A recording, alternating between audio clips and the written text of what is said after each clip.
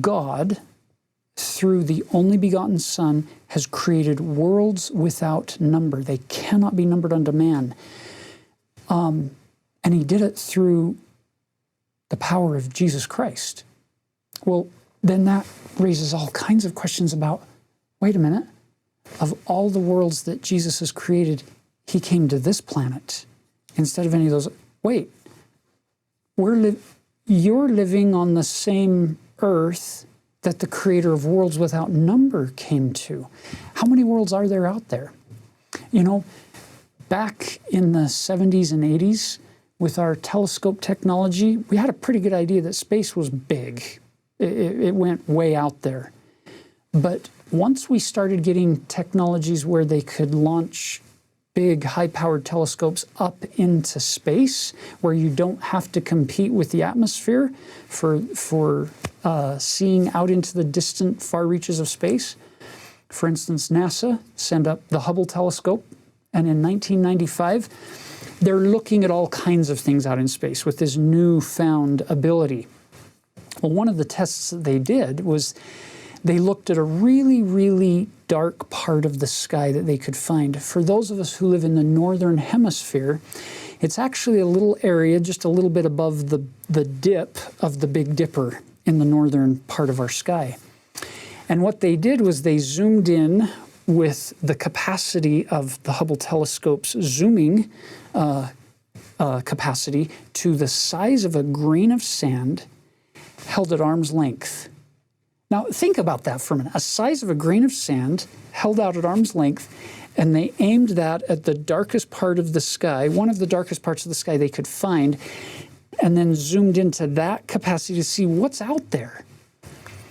And they let the Hubble orbit 10 consecutive days, 236 times or something along those lines, opening the shutter at that exact spot, and then they download the image.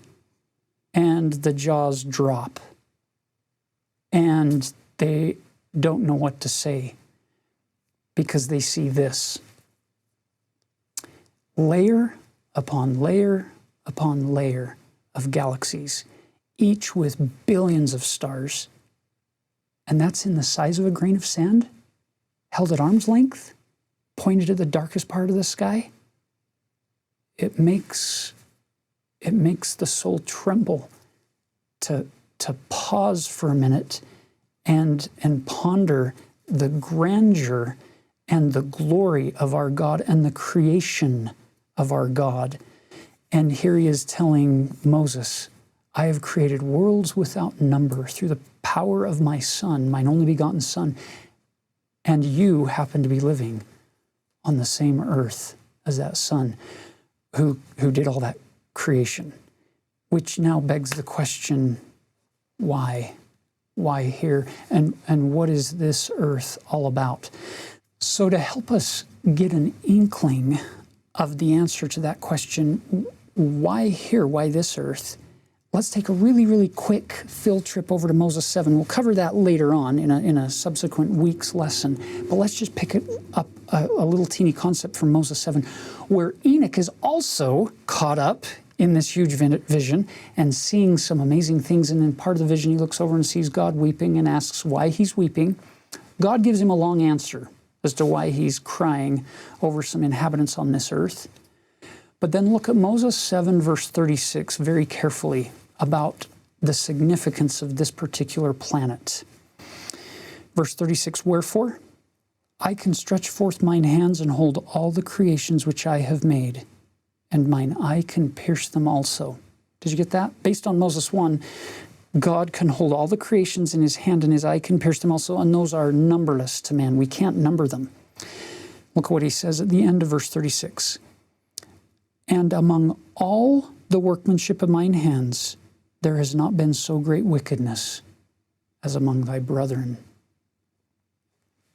Makes you wonder how powerfully, literally, we should read that verse to say, wait a minute, if we take that for face value, what God just told Enoch is, of all the worlds without number I've created, I can't find greater wickedness than I can find on your planet. So naturally, the only begotten would come to this planet, perhaps to perform his miracles and his ministry and to teach his gospel and to establish his kingdom, perhaps because this is a world where he would actually be able to fulfill all of the necessary requirements for that atonement, including being lifted up by men and slain for the sins of the world. If you look at Jesus' own definition for his gospel in 3 Nephi 27.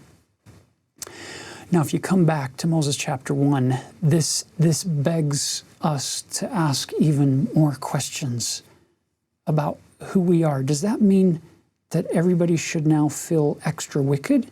Or does that mean we should go to the other extreme and feel like we're somehow the elite of the elite? Or should we not spend as much time worrying about that and simply be grateful for the opportunity we have to live on this earth with, based on Scripture, a fairly high degree of spiritual difficulty, and maybe we could be a little more patient with that person in the mirror and with those people around us, realizing this is not an easy planet to live on, nor is this an easy time to live in, the fullness of times. Now look at the description he gives of some of these worlds that he's shown to Moses. And remember, he's not showing him all of them. Look, verse 34. The first man of all men have I called Adam, which is many. But only an account of this earth and the inhabitants thereof give I unto you. For behold, there are many worlds that have passed away by the word of my power, and there are many that now stand, and innumerable are they unto man. But all things are numbered unto me, for I know them, and they are mine, and I know them.